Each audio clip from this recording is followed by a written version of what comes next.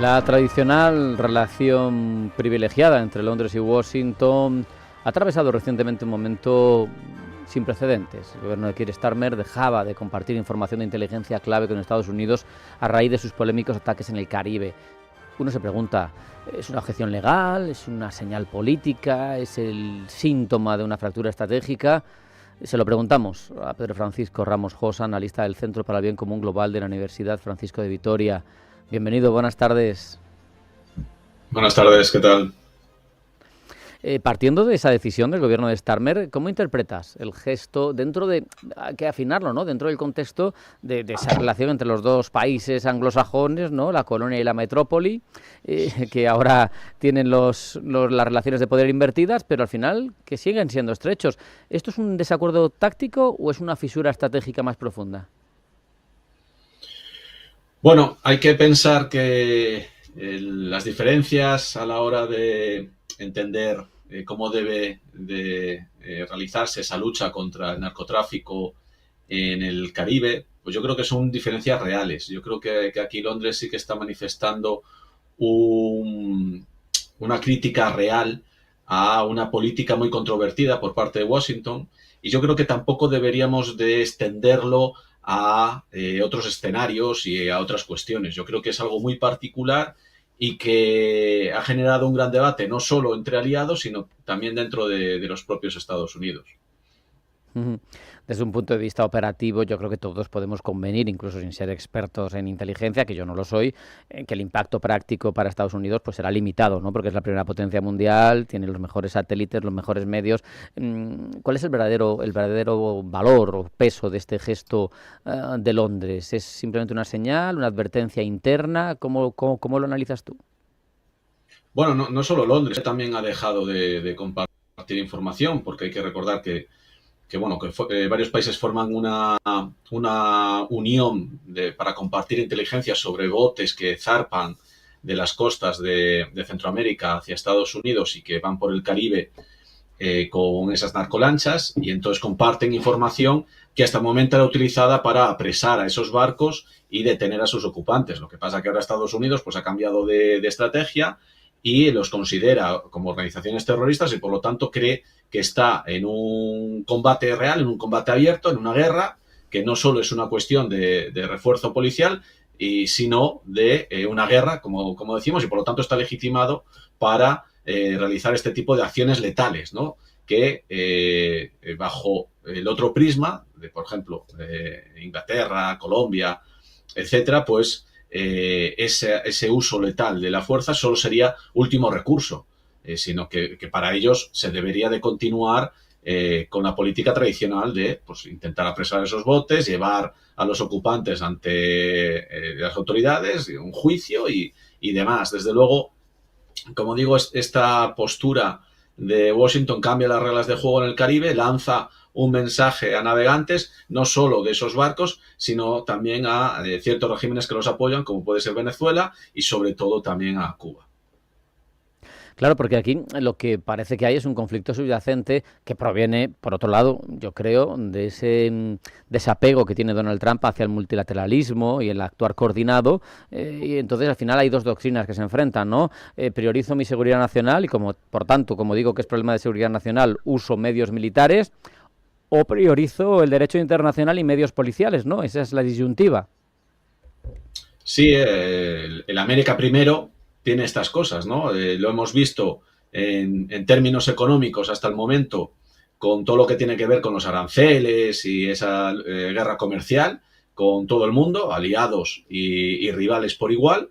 Ahí no hay distinciones. Y el América primero, a nivel geopolítico, pues tiene también esta derivada, que es el dejar, digamos, de intervenir fuera de zona, digamos, y centrarse en su patio trasero. Yo creo que muchos líderes americanos del centro y del sur de América se quejaban porque Washington no les prestaba mucha atención. Bueno, pues yo creo que van a echar de menos ese tiempo, ¿no?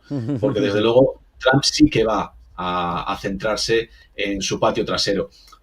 Hay muchas voces desde hace mucho tiempo dentro de Estados Unidos que reclamaban precisamente esto, ¿no? Que Estados Unidos no podría prosperar, mientras que en el sur lo único que hacían era surgir nuevos narcoestados como México, Venezuela, etcétera, ¿no? Entonces, yo creo como digo, el América Primero también significa esto. No solo el fabricar en Estados Unidos, sino centrarse en los problemas propios de todo el continente. Fíjate, al hilo de esto leía hoy unas declaraciones en una entrevista de Ben Hodges, que fue comandante en jefe de las fuerzas estadounidenses en Europa, y cuando le preguntaban por las prioridades de Estados Unidos ahora mismo, la primera que ponía, en sintonía con lo que tú nos cuentas, es ese concepto que a mí me fascina siempre, el hemisferio occidental, que bueno, para ellos es eso, es su patio trasero, ¿no? Luego Asia-Pacífico, luego Oriente Medio y luego Europa. En este caso venía a colación de las atenciones o no, las preocupaciones que puede generar Europa. Pero me llamaba la atención, el primero que ponía era el que tú señalabas. Claro, es que hay que tener en cuenta que Estados Unidos el año pasado creo que fueron 73.000 víctimas, solo por fentanilo. Ha habido años de 100.000 muertos al año en Estados Unidos por fentanilo.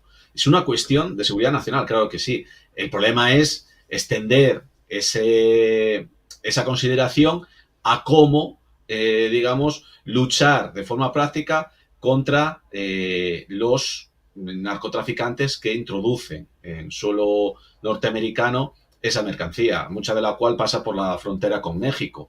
Lo que vemos en el mar, pues yo creo que no debe representar un porcentaje demasiado importante de esa mercancía.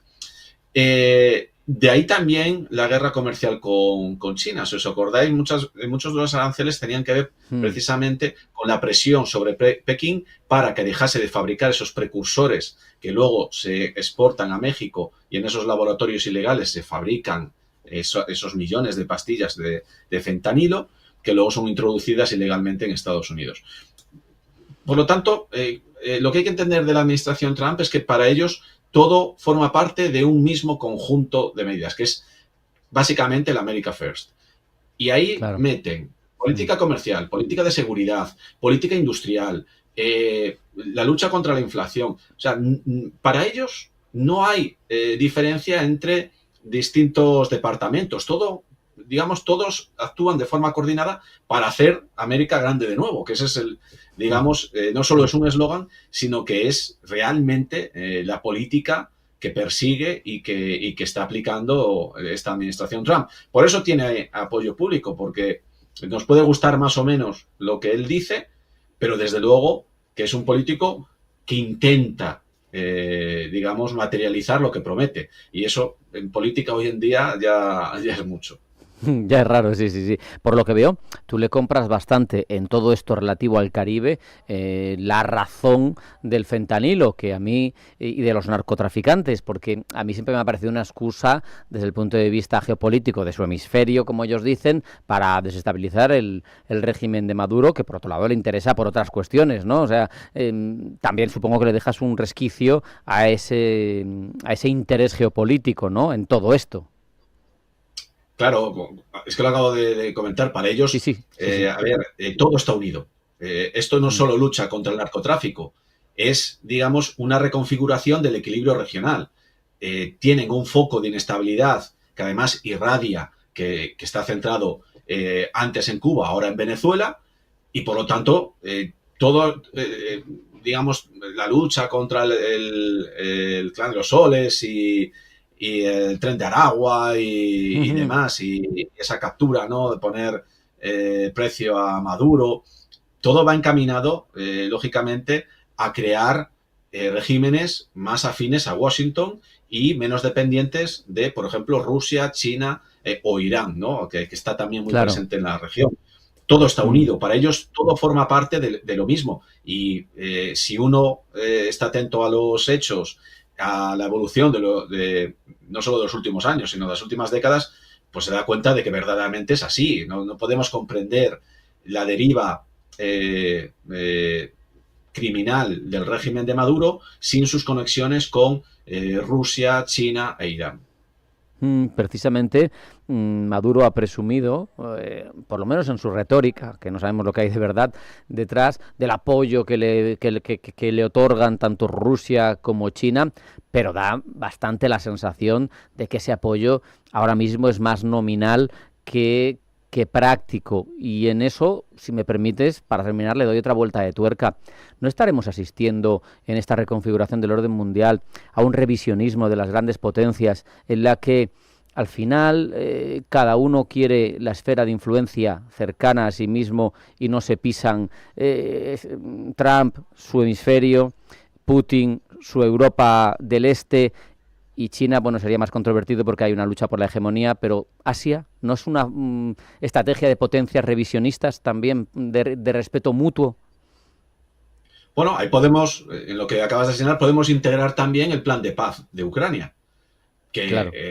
Para el resto de Europa es una locura, pero que Washington está presionando para hacerlo realidad, porque quizás sea lo que acabas de comentar, un cambio de cromos, ¿no? Para hablar coloquialmente, es decir, yo te concedo Ucrania, tú concédeme el Caribe y todos contentos. Y luego, con lo que pasa en el Pacífico ya veremos, ¿no? Porque tampoco ahí coinciden al 100% ni rusos y chinos. Y ahí hay que también recordar que Estados Unidos, a pesar de no estar, digamos, geográficamente en esa región, sí que es un actor importante y hoy por hoy sigue siendo, digamos, el árbitro en el equilibrio de poder regional con su presencia militar en diferentes bases y en diferentes países. Por lo tanto, desde luego, yo creo que, digamos, con la caída del orden internacional liberal en muchos aspectos y sobre todo en el geopolítico, porque quizás en otros órdenes como el económico todavía se mantengan algunas de sus piezas principales, pero en el geopolítico desde luego ya no. Lo vemos con la irrelevancia del Consejo de Seguridad de la ONU. Sí es verdad que podemos ir hacia ese mundo de que le podemos llamar de hegemonías múltiples, donde cada hegemón, digamos, cada gran potencia tenga su zona de influencia y no quiera que el resto pues se inmiscuya en ella. No sé hasta qué punto a Estados Unidos le favorece una Europa vendida a Rusia. Yo creo que ese, de hecho, fue el eje de la política exterior norteamericana a partir de la Segunda Guerra Mundial, evitar precisamente esto. No sé si le conviene o es un gran intercambio, ¿no? El Caribe por toda Europa, no lo sé. Lo iremos viendo, Pedro Francisco Ramos Josa. Se nos ha acabado el tiempo, analista del Centro para el Bien Común Global de la Universidad Francisco de Vitoria. Un placer, como siempre, aprender contigo. Un fuerte abrazo, hasta la próxima. Muy bien, un abrazo. No hay tiempo para más, hasta aquí Pulso Geopolítico. Sean felices, pasen buena tarde y hasta mañana.